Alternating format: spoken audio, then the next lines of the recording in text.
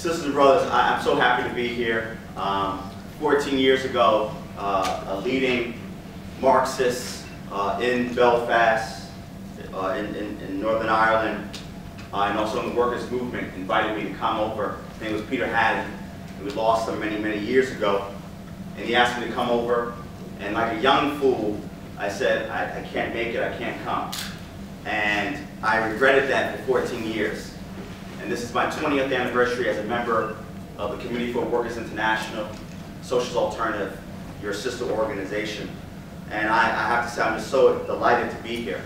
So I just want to put that out there, and I want to dedicate this lead-off to his work and his memory and the work of the Socialist Party here in Northern Ireland.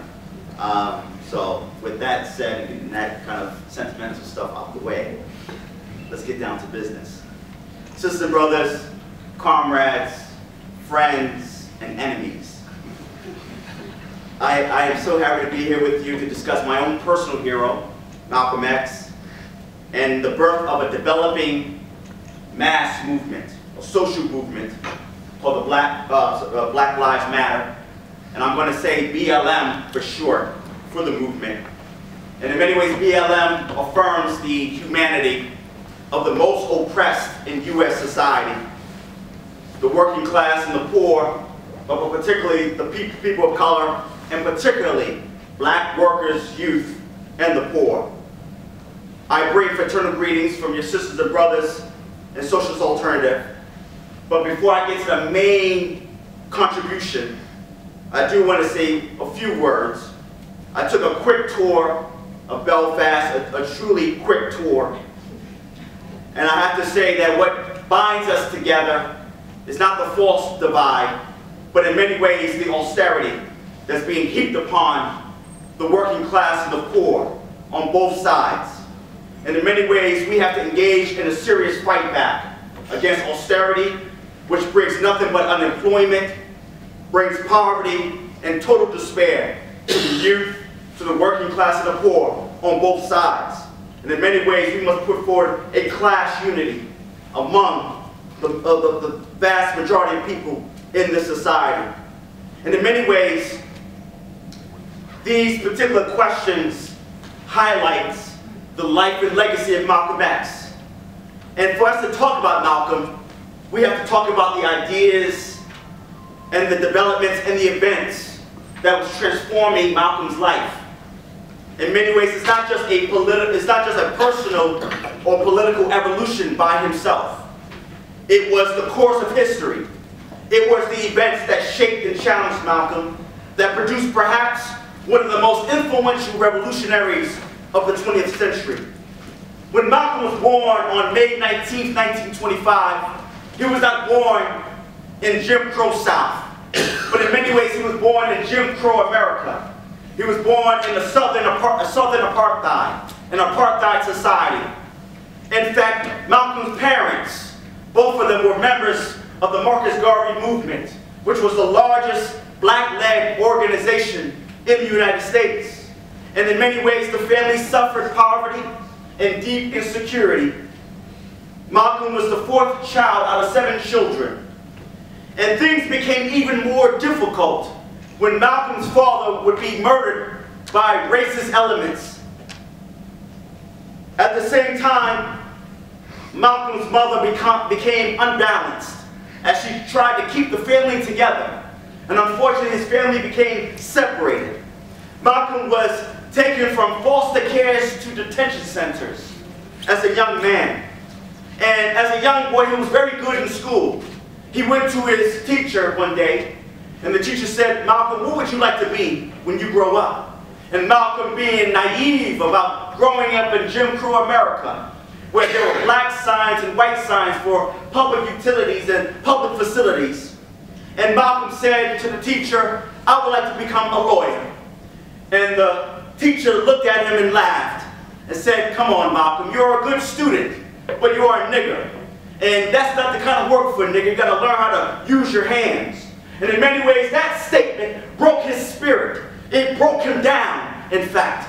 And as a young man, as a young adult, he went into a life of crime and criminality and violence. He used drugs. And in 1946, he was sent to prison. And in prison, he became, in many ways, an evolution started to happen. Not just politically, but even personally. And in many ways, his family members were part of an organization called the Nation of Islam. And the Nation of Islam was a small, tiny sect. It didn't have the same imprint like the Islam that's practiced in the Middle East. But it was black Muslims in the United States. And it had only a few hundred members. And Malcolm was introduced to the Nation of Islam and its leader, L.Eljeer Muhammad. And when Malcolm was released from prison, he converted to the Nation of Islam. He joined the nation. In fact, through his leadership, that small, tiny sect of black Muslims became an organization close to 50,000 to 100,000 in the United States with branches all around the country. But at the same time, as the great civil rights movement was exploding, and I'll come back to this in a moment, as the civil rights movement was exploding, the Nation of Islam had exploded to new heights. And in many ways, the Nation of Islam, with all this membership, had an abstentionist role. They did not play a role in the great civil rights movement that began in 1955 to 1968. And Malcolm, at that same time, was developing. He was questioning, he was groping, trying to understand the political landscape, not just of America, but internationally. At the time of the post-economic World War II upswing, America is changing. Malcolm is developing in a period where America became the most preeminent capitalist nation in the world. This was a period of revolution and counter-revolution. I'm talking about the revolutions in China, 1949. I'm talking about Cuba, 1959. I'm talking about the Algerian Revolution from 1956 to 1962. We're talking about a period of the Cold War. On one side, you had the monolithic Soviet Union that had the outlays of a socialist society, but was controlled by a bureaucratic caste led by Joseph Stalin. In many ways, despite that bureaucracy that existed, for so many people of that generation, it was a pole of attraction. Compare that to the European capitalism and US capitalism. And in many ways, Malcolm is seeing these new geopolitical developments taking place around him in the United States. Keep in mind that before World War II, in 1929, there was the Great Depression. And for over 10 years, the American working class and poor was struggling just to survive. And with the advent of the war, it lifted the U.S. society out of that economic crisis.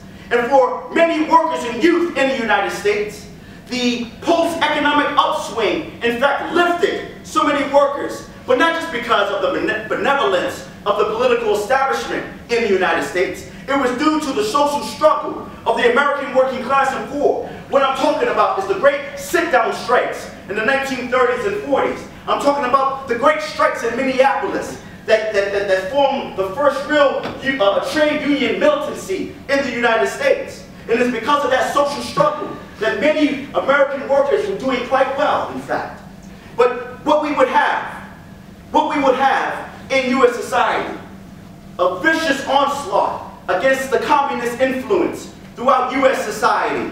I'm talking about the President Harry S. Truman. In 1947, will put forward a document called the Anti-Communist Doctrine. And in many ways, he sought to jail, to put into exile, to intern communists and socialists, in fact.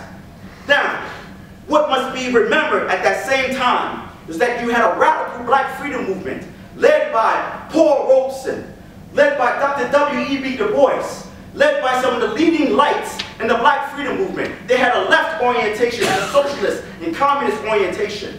And unfortunately, many of them, like Paul Robeson, for 8 years his passport was taken away by the U.S. government. Dr. Du Bois was put on trial for his ideas on the question of communism. Many Communist Party members were either interned in the dungeons of American capitalism or put into exile and shipped to other parts of the world. And in many ways, what you would have is the disintegration of the more radical black freedom movement and the rise of the civil rights leadership, epitomized by the organization, the National Association for the Advancement of Colored People, the NAACP, or that of the Southern Christian Leadership Conference, the organization that Dr. King produced in the 1950s.